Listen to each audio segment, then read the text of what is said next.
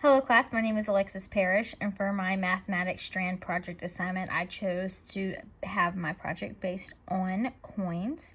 It is the Virginia Standard 2.7. The student will count and compare a collection of pennies, nickels, dimes, and quarters whose total value is $2 or less, and use the cent symbol, dollar symbol, and decimal point to write the value of money.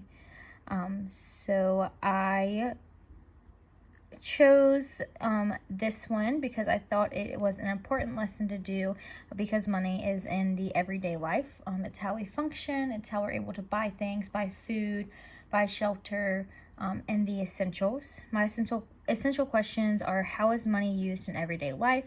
How can we tell the difference between the coins? And how is money earned? So for my note-taking device, I decided to do a graphic organizer, and I believe this was the best way to be able to, for the students to be able to take notes, because they're able to see the coins and what they look like front and back. We're able to see the ways to write the value, whether it's 1 cent in the dollar form or written out form, and then how we count the pennies. So for example, 1, 2, 3, 4. Same with the nickels. We have the front and back, how it's written, and that they go by 5. So 5, 10, 15, 20. Dimes front and back, and that they are by tens, and then quarters front and back, and that they are count by the 25s. Here's my lesson plan, and it goes over that it's going to be for the whole class, and we're counting and comparing pennies, nickels, dimes, and quarters. Resources will be worksheets, blank flashcards, fake money, and an active board. We have the standard of learnings, and the national standard of learning, the objective. We have the language demands, the language supports in the essential vocabulary. We have the instructions, the differentiation, and the assessment of it. The big idea: so today the students will be able to count and compare pennies, nickels, dimes, and quarters. And then that way they will be able to purchase items in the real world. And then they know that they've got the lesson and that they understand the lesson when they're able to identify the difference in the value of the penny, nickel, dime, and quarter. For my integrated activity, I chose to do social science, and I picked 2.2.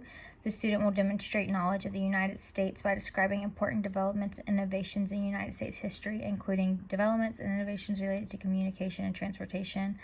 I chose this because I believe that it is important for the students to know the history of the coins, and know the history of the people that are on the coins and the impact that those people had on the United States.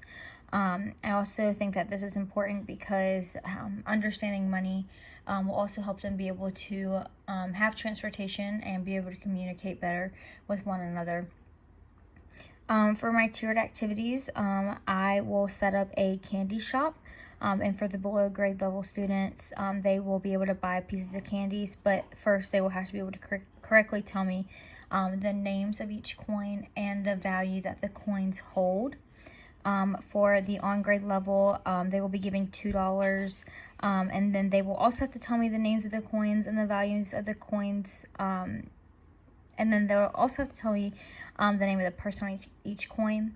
And then on top of that, they will have to be able to purchase something, but give it to me in 3 different ways. So for example, if a Jolly Rancher is worth 25 cents, then they can give me 1 quarter. The next time they can give me 2 dimes and a nickel. And then the third time they can give me 5 nickels. And for the above grade level, I'll actually have them be the cashiers, and I will purchase things from them, and they will be responsible for giving me back the correct change. But at the end, they will also have the opportunity to buy, with the fake money, of course, a piece of candy of their choosing. I'll have the assessments, and for the formative assessments, it'll all be speaking and kind of showing, working together. And for the summative assessment, it'll be a worksheet that covers both of the formative assessments, along with other questions. For example, like what change needs to be given back, and then different ways that students can pay for things. Here is my concept map template about the lesson. And then we have our map to display it. And finally, we have our references. So thank you so much, and I hope that you all guys have a fantastic evening. God bless.